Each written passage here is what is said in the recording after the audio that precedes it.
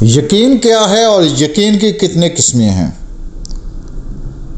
اور ان قسموں کا تعلق کس علم سے ہے؟ حضرت ابراہیم علیہ السلام کا وہ واقعہ جو یقین کے حوالے سے اس کو مکمل تشریح کرتا ہے۔ السلام علیکم ورحمۃ اللہ وبرکاتہ۔ ناظرین کرام، آج ہم بات کریں گے یقین کی۔ تو یقین کے حوالے سے جو انفارمیشن یا علم ہے وہ قرآن سے ملتا ہے۔ لفظ یقین جو ہے یہ 28 مرتبہ قرآن مجید فرقان حمید کی 28 آیات کے اندر آیا ہے۔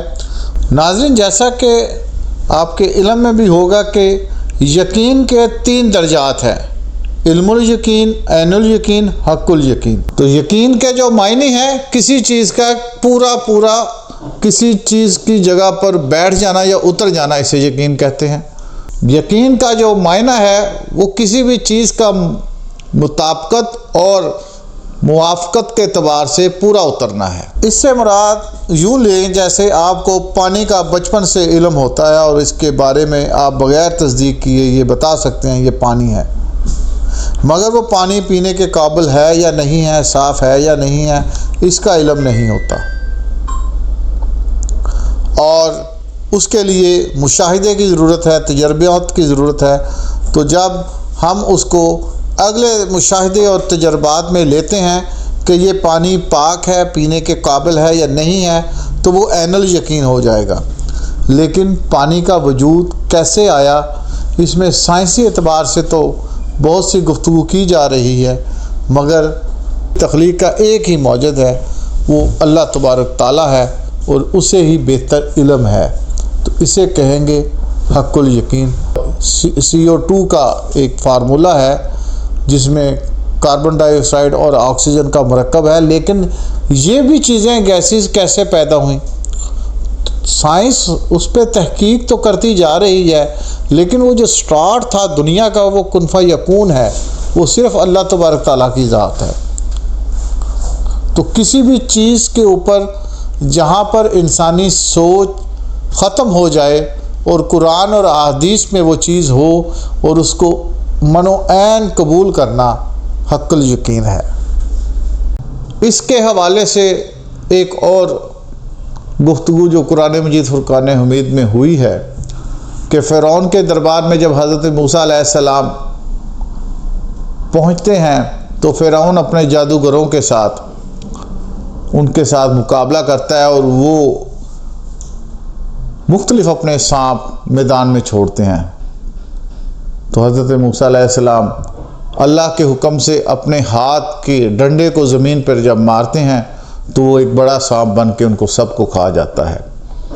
اب دیکھنے کے اعتبار سے وہ سانپ تھے، لیکن در حقیقت وہ جادو تھا جو جادوگروں نے کیا، اور حضرت موسیٰ علیہ السلام کو اللہ نے اپنے جناب سے اپنی حکمت سے وہ طاقت دی کہ ان کے ہاتھ کا ڈنڈا سانپ بن گیا۔ اس کو ہم جو اللہ کے حبیب کا ایک معجزہ تھا جو اس وقت سب نے دیکھا، تو وہ جو اس وقت نظر آیا سانپ، وہ سانپ نہیں تھا۔ تو دیکھی ہوئی چیز بعض اوقات حقیقت نہیں ہوتی۔ کائنات کا جو والی ہے یہ اس کی تخلیق ہے، تو وہ یقین یا اس مشاہدے یا اس ایلیمنٹ تک پہنچنا عام فہم کی بات نہیں ہے۔ میں ایک مثال دیتا ہوں۔ قرآن مجید فرقان حمید میں تھا کہ فرعون کی لاش کو ہم نے آنے والی قوموں کے لیے عبرت کا نشان بنا دیا، مگر فرعون کی لاش تقریباً 1400 سال تک کسی کو نہ مل سکی، اور پھر یہ آج سے 30-40 سال پہلے فرعون کی لاش دریافت ہوئی، اور دریافت کرنے والے غیر مسلم تھے، تحقیق کرنے والے غیر مسلم تھے۔ انہوں نے اپنے علم کے اس مراحل میں جا کر اس پہ یقین کیا کہ یہ فرعون کی لاش ہے، لیکن ایز اے مسلمان وہ قرآن کی لکھی ہوئی بات کو حق سمجھتا ہے کہ یہ اللہ کا کلام حق ہے اور اس میں ذرا برابر بھی فرق نہیں ہے، تو یہ حق الیقین ہے۔ جیسے واقعہ معراج، نبی کریم صلی اللہ علیہ وآلہ وسلم کا عرش معلیٰ تک جانا اور پھر واپس آ جانا، اور حضرت ابو بکر صدیق رضی اللہ تعالیٰ عنہ کا اس واقعے کو بغیر رتی بر شک کیے بغیر تصدیق کرنا حق الیقین ہے۔ قرآن مجید فرقان حمید میں سورہ بقرہ میں ہے، حضرت ابراہیم علیہ السلام کے ساتھ اللہ تبارک تعالیٰ وہ واقعہ بیان کرتے ہیں، وہ ذرا دیکھیے گا، میں اس کو مفہوم کے ساتھ پیش کروں گا۔ اللہ تبارک تعالیٰ فرماتے ہیں کہ اے ابراہیم، کیا تو اس مسئلے پر یقین نہیں رکھتے؟ حضرت ابراہیم علیہ السلام فوراً عرض کرتے ہیں کہ میں بلا توفیق اس پر ایمان رکھتا ہوں، میں جانتا ہوں کہ آپ قادر مطلق ہے، آپ سب کچھ کر سکتے ہیں۔ میرا سوال اس لیے ہے کہ میں علم الیقین کے ساتھ عین الیقین اور حق الیقین کا خواہش مند ہوں۔ میری تمنا ہے میرے رب تو مجھے میری آنکھ کے مشاہدے سے کروا دے۔ اللہ تعالیٰ فرماتے ہیں چند پرندے لو، ان کے ٹکڑے ٹکڑے کر کر پہاڑوں پہ ڈال دو، پھر تم انہیں آواز دو، پکارو۔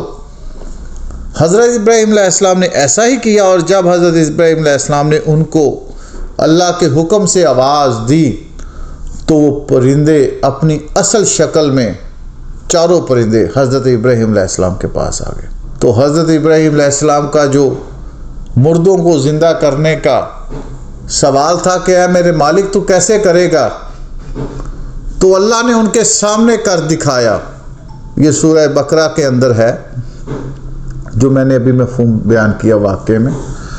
تو اللہ نے کہا تھا کہ ان پرندوں کے ٹکڑے مختلف پہاڑوں میں رکھاؤ، تو وہ جو حق الیقین تو حضرت ابراہیم علیہ السلام کو تھا، مگر یہ ہم جیسے جو نا علم ہوتے ہیں، اللہ ان کے لیے قرآن میں نشانیاں واضح کر کر فرماتے ہیں۔ عرش معلیٰ پہ حبیب کریم صلی اللہ علیہ وآلہ وسلم گئے تو یہ راستہ جو اللہ نے طے کیا اور کتنے وقت میں کیا، ہم کیلکولیشنیں کر رہے ہیں، اور دروازے کی کنڈی بھی نہ رکی تو سرکار دو عالم صلی اللہ علیہ وسلم واپس زمین پر آ گئے۔ تو کوئی بھی ایسا یقین جو اللہ کے ساتھ جڑ جائے اسے حق الیقین کہتے ہیں۔ یہ روزمرہ کی ہماری زندگی کے معاملات میں، ہمارے روزی کے معاملات میں جس طرف بھی دیکھیں تو ہم عین الیقین سے اوپر نہیں جاتے۔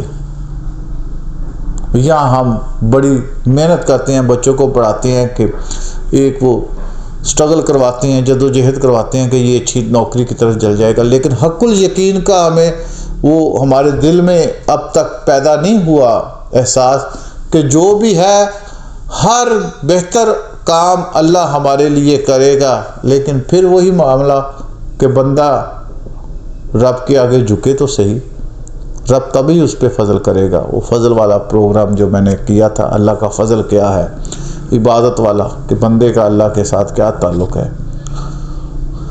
تو یقین کے حوالے سے ہم لوگوں کو اللہ پر حق الیقین رکھنا چاہیے۔ یہ کائنات، یہ سسٹم، یہ سب کچھ جس جگہ پہ میرا علم ناقص ہے، لیکن جو رب کائنات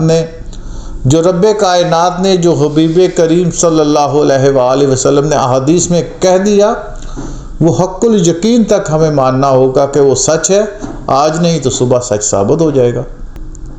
دیکھتے رہیے واہ ٹی وی۔